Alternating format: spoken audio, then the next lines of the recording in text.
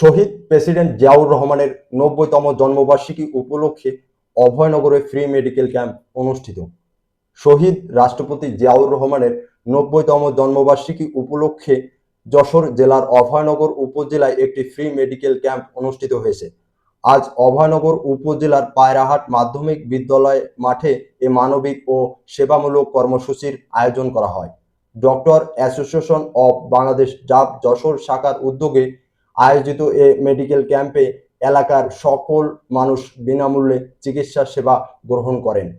ক্যাম্পে আগত রোগীদের চিকিৎসা পরামর্শের পাশাপাশি প্রয়োজনীয় ওষুধ বিনামূল্যে বিতরণ করা হয়। অনুষ্ঠানে প্রধান বক্তা হিসেবে উপস্থিত ছিলেন বাংলাদেশ জাতীয়তাবাদী দলের বিএনপির যশোর ৪ আসনের অভয়নগর বাঘারপাড়া ও বসুন্ধিয়া এমপি পদপ্রার্থী মোহাম্মদ মতিয়ার রহমান ফারাজি। তিনি তার বক্তব্যে শহীদ প্রেসিডেন্ট জিয়াউর রহমানের দেশপ্রেম, স্বাধীনতা ও গণতন্ত্র প্রতিষ্ঠার তার অবদান গভীর শ্রদ্ধার সঙ্গে স্মরণ করেন। একই সঙ্গে তিনি বলেন, জিয়াউর রহমানের আদর্শ ছিল মানুষের পাশে দাঁড়ানোর এবং জনকল্যাণমূলক রাজনীতি প্রতিষ্ঠা করা। সেই আদর্শ বাস্তবায়নে এ ধরনের ফ্রি মেডিকেল ক্যাম্প একটি গুরুত্বপূর্ণ উদ্যোগ। অনুষ্ঠানে প্রধান অতিথি হিসেবে উপস্থিত ছিলেন ডক্টর মোহাম্মদ মেহেদী হাসান। বিশেষ অতিথি হিসেবে উপস্থিত ছিলেন ডক্টর মোহাম্মদ ইনামুল হক এবং ডক্টর মোহাম্মদ রবিউল ইসলাম তুহিন। নেতৃবৃন্দ তাদের বক্তব্যে বলেন, দেশের প্রত্যন্ত অঞ্চলের সাধারণ ও অসহায় মানুষের জন্য বিনামূল্যে চিকিৎসা সেবা অত্যন্ত প্রয়োজনীয়। তারা ড্রাব যশোরের এ উদ্যোগে প্রশংসা করেন এবং ভবিষ্যতেও এ ধরনের মানবিক কর্মসূচি অব্যাহত রাখার আহ্বান জানান। অনুষ্ঠানে সভাপতিত্ব করেন মোহাম্মদ ইমাদ উদ্দিন গাজী। সভাপতির বক্তব্যে তিনি বলেন, শহীদ প্রেসিডেন্ট জিয়াউর রহমানের জন্মবার্ষিকীতে এমন একটি সেবামূলক আয়োজন তার আদর্শের প্রতিফলন। তিনি ড্রাব যশোর সহ সংশ্লিষ্ট সকলকে ধন্যবাদ জানান। সার্বিকভাবে শহীদ প্রেসিডেন্ট জিয়াউর রহমানের ৯০তম জন্মবার্ষিকী উপলক্ষে আয়োজিত এই ফ্রি মেডিকেল ক্যাম্প স্থানীয় জনগণের মাঝে ব্যাপক সাড়া ফেলেছে এবং মানব সেবার এক অনুকরণীয় দৃষ্টান্ত হিসেবে বিবেচিত হয়েছে। এই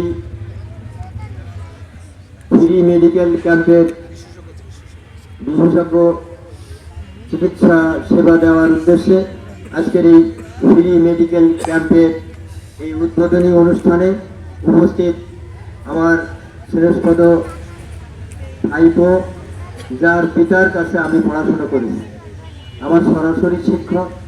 আজকে আমাদের গর্ব, শুধু অভয়নগর না, বাংলাদেশে প্রত্যন্ত অঞ্চলে চিকিৎসা সেবায় নিয়োজিত ডাক্তার মেহেদী আজকে ড্যাবের গত জাতীয় কমিটির নির্বাচনে উনি ট্রেজারার হিসেবে নির্বাচিত হয়েছেন। এই জন্যে বিশেষ করে খুলনা বিভাগের প্রতিটা মানুষ আমরা তাকে ধন্যবাদ জানাই, কৃতজ্ঞতা জানাই।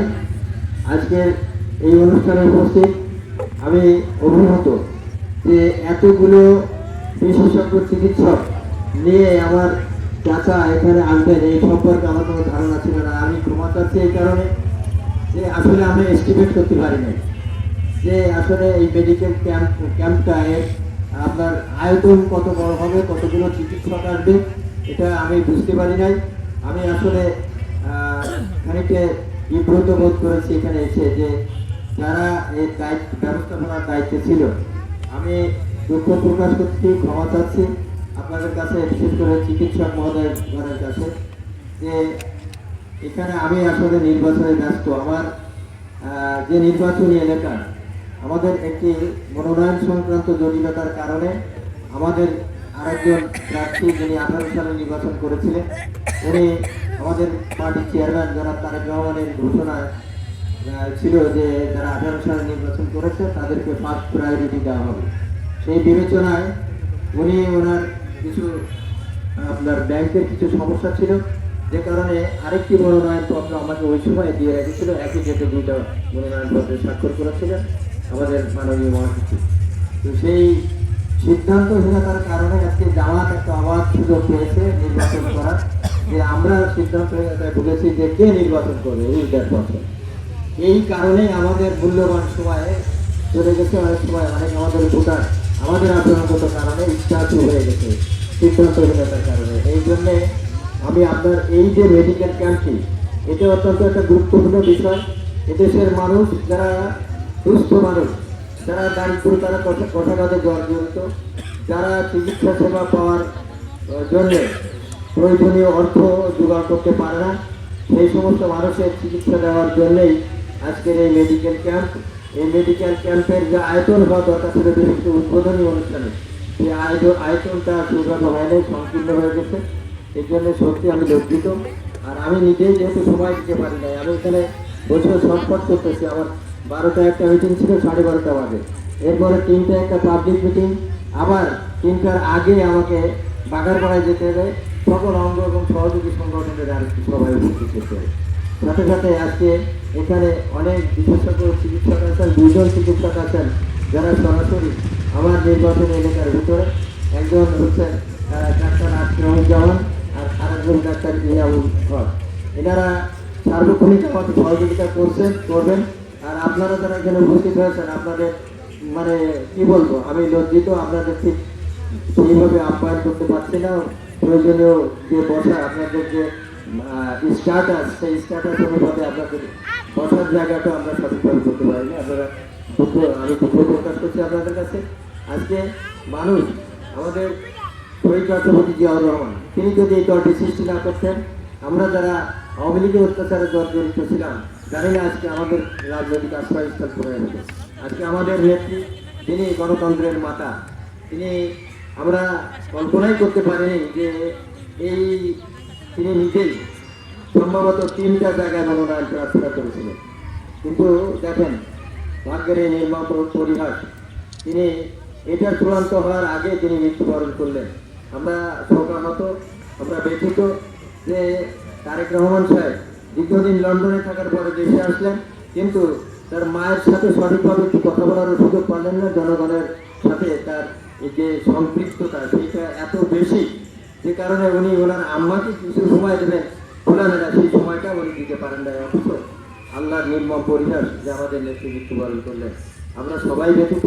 সাথে সাথে আজকে এই যে নির্বাচনী জামাদল, এখানে আমি খুব একটা সংকট মনে করতেছি, বিশেষ করে অবস্থাটি যথেচ্ছার। কারণ হচ্ছে আমার এই নির্বাচনী এলাকায় অভয়নগর থানায় হচ্ছে আমরা 72টি ওয়ার্ড, একটি থানায় 72টি ওয়ার্ড, এবং পৌরসভায় সবাই আছে 9টি ওয়ার্ড। এরপরে আপনি যদি বাগারপাড়ায় যান, বাগারপাড়া আছে 81টা ওয়ার্ড বাগারপাড়া থানায়, আর পৌরসভায় আরো 9টি ওয়ার্ড। এর সাথে সদরের আরেকটি ইউনিয়ন আছে, আপনার বসুন্ধী ইউনিয়ন। এই বসুন্ধী ইউনিয়নের 9টি ওয়ার্ড। আমি, আপনারা যদি হিসাব করেন আজকে থেকে কয়দিন বাকি আছে নির্বাচনের, তাহলে আমার অবস্থাটা কি? আমি একটা ইউনিয়নও সঠিকভাবে নির্বাচনী কার্যক্রম পরিচালনা করতে পারছি না। এই জন্যে আমি আপনাদের এই মেডিকেল ক্যাম্পের দায়িত্বদারদের উপরে দেওয়া ছিল, তারাও এস্টিমেট করতে পারে না। সেই জন্য আজকের এর পরিধিটা খুব ছোট হয়ে গেছে। আমি আশা করব আগামীতে যদি অভয়নগরের মানুষ মনে করে যে মতিয়ার রহমান ফারাজিকে আমাদের এমপি হিসেবে পেলে এর থেকে ভালো চিকিৎসা ব্যবস্থার উন্নতি হবে, আমরা আর পানিতে দীর্ঘদিন নিমজ্জিত থাকতে হবে না। আমরা এমনই একটা জায়গায় বসবাস করি, আমাদের এই থানায়, বিশেষ করে এই অভয়নগর থানায় আপনার 4টে ইউনিয়ন পানিতে ক্ষতিগ্রস্ত, তার একটি ইউনিয়ন বছরে 6 মাস পানির তলে থাকে ভবদার কারণে। তো সেই জন্যে আমাদের যে নির্বাচনী এলাকা, এই নির্বাচনী এলাকার অনেক জায়গায় অনেক সমস্যা রয়েছে। তো সব মিলাইয়ে আমরা একটা সংকটকালীন সময় পার করতেছি। আপনারা যার যেখানে যতটুকু অবস্থা আছে, আমি অভয়নগরের যারা নেতৃত্ব দিচ্ছেন তাদের কাছে আমার বিনীত নিবেদন যে আমি অভয়নগরে এক মুহূর্তের জন্য সময় দিতে পারবো না। কারণ বাঘারপাড়ায় আমার ওই ভোটারদের পক্ষ থেকে যে নিবেদনটা আসছে সেটা হচ্ছে যে আমরা ধানের শীষে ভোট দেবো, ঠিক আছে, কিন্তু প্রার্থীকে তো আমরা দেখলাম না বা চিনলাম না। তাহলে আপনারা একবার হিসাব করেন আমার সংকটটা কত প্রকট। সেই জন্য আজকে যারা এখানে আপনার বিশেষজ্ঞ চিকিৎসক বিভিন্ন আছেন, আমি মানে আপনাদের কাছে ক্ষমা চেয়ে নিচ্ছি এই কারণে যে আমি এর পরে এক মুহূর্ত আপনাদের সাথে সময় দিতে পারবো না। আজকে পরবর্তীতে যে তোমরা মহেন্দ্রপুরে আপনাদের সাথে মিলিত হবো। আমি একটা কথা অভয়নগরবাসীকে বলতে চাই, সেটা হচ্ছে নট অনলি অভয়নগর, আমার নির্বাচনী এলাকা বাগারপাড়া, বসুন্ধিয়া, অভয়নগর। আমি গাছপালহীন কণ্ঠে বলতে চাই যে আজকে যদি এই নির্বাচনে ধানের শীষের প্রার্থী, আপনাদের প্রার্থী। আপনারা বাংলাদেশ জাতীয়তাবাদী দল সৃষ্টির পর থেকে অভয়নগর থেকে কেউ ধানের শীষ নিয়ে নির্বাচন করে নাই। এই নির্বাচনের সমস্ত দায়িত্ব অভয়নগরে যারা আপনারা নেতৃত্ব দেন তাদেরকে নিতে হবে। আমি এখানে থাকতে পারবো না, আপনারা দায়িত্ব নিয়ে নির্বাচন করবেন। এবং যারা দুস্থ মানুষ, যারা সেবাবঞ্চিত মানুষ, তাদের উদ্দেশ্যে আমার বক্তব্য হচ্ছে, মেহেদী, ডাক্তার মেহেদী ক্যাবের নেতা এবং আমার ভাই ওনার বাপ সরাসরি আমার শিক্ষক। আমি মুখ দিয়ে বলতে যতটুকু সময়, তাকে আমি সমস্যার কথা বলার সাথেই সে যেখানে থাকুক না আগেই আমার সমস্যার সমাধান করে। আমার কোন রুগী সে যেখানকার হোক, আমি শুধু নামটা বলি, চাচা অমুক রুগী যাচ্ছে, অমুক জায়গায় আছে বা পথে আছে, উনি বললেন যে আগেই আমার সাথে কথা বলতে বলো, সাথে সাথে তার সমস্যার সমাধান। এই জায়গাটা যেন আমরা হারাই না ফেলি, এই জায়গাটা যেন আমরা শক্ত করে ধরে রাখতে পারি। 12 তারিখে আপনারা যারা বিবেকবান মানুষ, এই অভয়নগরের ভোটদান প্রান্তরে আপনারা যারা বসবাস করেন, বাগারপাড়া বসুন্ধিয়ার ভাইদের উদ্দেশ্যে আমার একই বক্তব্য, যেহেতু মিডিয়ার সামনে বক্তব্য রাখছি, আমার এই বক্তব্য এর পরিধি ব্যাপক হবে। সেই কারণে আমি বাগারপাড়া বসুন্ধিয়া অভয়নগর এবং সমস্ত দুস্থ মানুষের সেবা দেওয়ার জন্য আমার ভাই বোন যে সহযোগিতা, এই সহযোগিতা যাতে অব্যাহত থাকে সেই আবেদন দেখে আমি যে কোনো দুঃসময় আপনাদের পাশে থাকবো।